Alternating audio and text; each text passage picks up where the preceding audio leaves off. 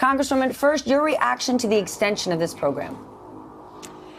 I think the problem with extending the program is that we don't have the transparency and accountability to go along with it, something that the Senate could have baked into the bill, which would have given us a backstop if Secretary Mnuchin either misses his deadline of tomorrow, or when he does provide the information, we find that it's incomplete or provided in a way that prevents us from analyzing it to make sure that taxpayers are protected.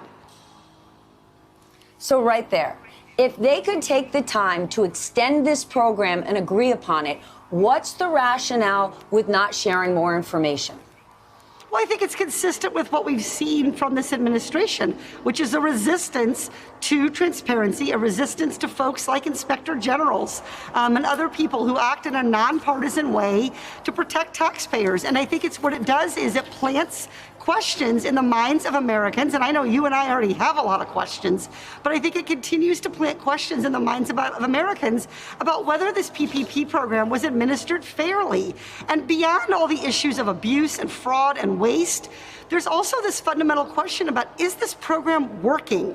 Because if it's not working, we need to allocate that $100 billion elsewhere. And our school systems, which are struggling to figure out how they're going to open in the fall, which is a big part of opening our economy, would be a great example of a place that we could reallocate that money if the PPP is not working. But we just can't answer that question. But even the transparency that supposedly we're going to get is only for loans of 150 grand or more. And I get it, this is a lot of money, but are we just saying we don't need to see any of the smaller ones? This is taxpayer money. Why wouldn't we see the information on every single loan?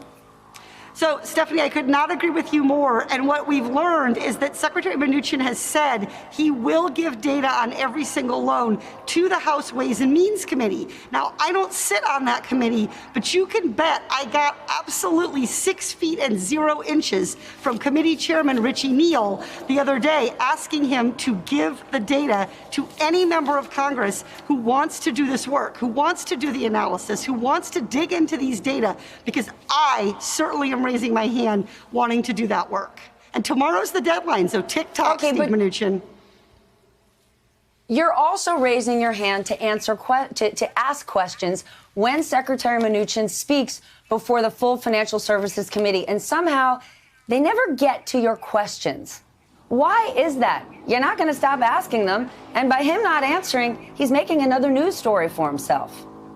Well, so what happens is the secretary sets a deadline for when he's going to leave the hearing. He's only available for 2 hours, for example, and I am about halfway through the seniority of the committee, but all of the members who were elected in 2016, 2014, 2012, going back to the 1980s, those members get to question first. So we go in seniority order. Even though I'm one of the most senior freshmen, he never seems to stay quite long enough to get to my questions. And this has happened a couple of times.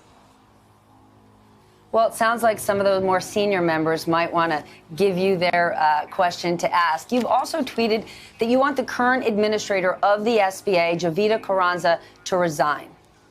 Why? Yeah.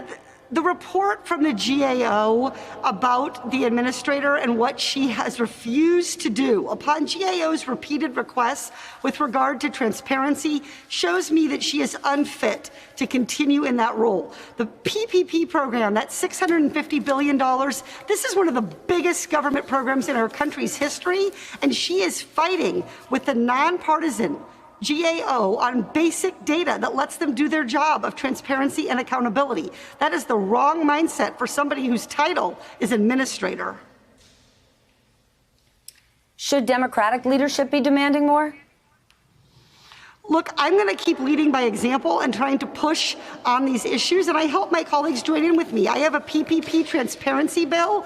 I have over 30 colleagues on it as of today, and one of my projects is to continue to whip and push people, because even if Mnuchin gives us some of these data, we need to be acting legislatively to ensure we're going to have the information throughout the program. Let's say we make another $100 billion plus in loans because of this extension. There's nothing to require Steve Mnuchin to disclose those data, because those loans would be occurring after his supposed data delivery on Friday. Hey there, I'm Chris Hayes from MSNBC. Thanks for watching MSNBC on YouTube. If you want to keep up to date with the videos we're putting out, you can click subscribe just below me or click over on this list to see lots of other great videos.